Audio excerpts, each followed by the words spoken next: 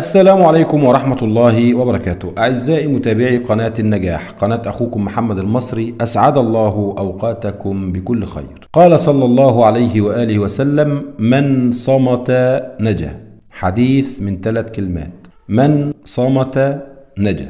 النبي صلى الله عليه وآله وسلم أوتي جوامع الكلم. يعني إيه جوامع الكلم؟ يعني كان النبي صلى الله عليه وسلم يقول الجملة البسيطة زي الحديث اللي احنا بنتكلم فيه ده: من صمت نجا، 3 كلمات، لكن هذه الكلمة تفرد فوائدها في عدد كتير جدا من المجلدات. فالعلماء طلعوا فوائد كتيرة جدا للصمت من الحديث ده ومن غيره من أحاديث النبي صلى الله عليه وآله وسلم. كمان أهل العلم في كلامهم عن فوائد الصمت أثبتوا إن كتير من مشاكلنا اللي بتواجهنا في حياتنا تتحل بقليل من الصمت. كلام النبي صلى الله عليه وآله وسلم دواء وعلاج لكتير من مشاكلنا في الحياة، لأن كتير من المشاكل اللي بتواجهنا في الحياة تأتي إلينا بحصائد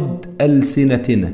فلو سكت اللسان، لو قدرت تسكت لسانك، كتير جدا من المشاكل بتاعتك تتحل. فالصمت أو طول السكوت له فوائد عظيمة جدا جدا جدا. منها إن الصمت بيعينك على حسن الاستماع للآخرين، ودي ميزة ربنا سبحانه وتعالى خلقها لينا. ربنا سبحانه وتعالى خلق لك لسان واحد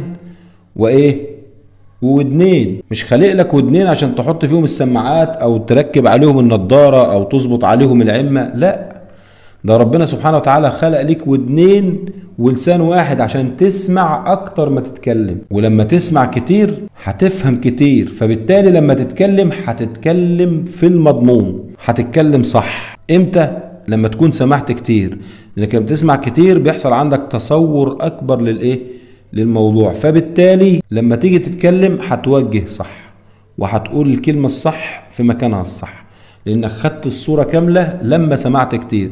لكن لما بتكون سريع الرد، ما هو الصورة مش كاملة عندك، واكيد هيقع منك خطأ، مش كده؟ كمان في ميزة تانية بطول سكوتك، انك بطول سكوتك بتتقي سفاهة السفهاء وجهل الجهلاء، لانك في بعض الناس لو رديت عليهم هو سفيه، فأي رد هترده هو هيرد لك بشتيمة أو هيرد لك بإهانة، مش هتقدر ترد عليه.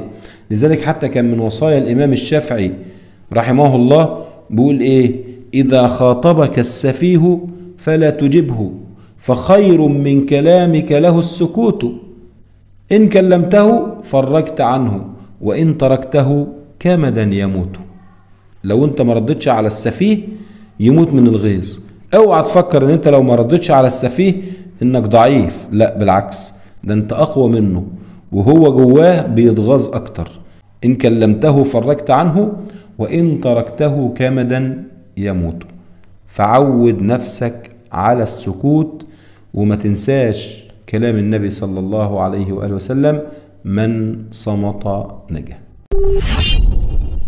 وبكده أكون وصلت معاكم لنهاية الفيديو. لو الفيديو عجبك واستفدت منه، ما تنساش تدعم الفيديو بلايك وشير وسبسكرايب عشان تعم بيه الفائدة. وجزاكم الله خيرا، والسلام عليكم ورحمة الله وبركاته.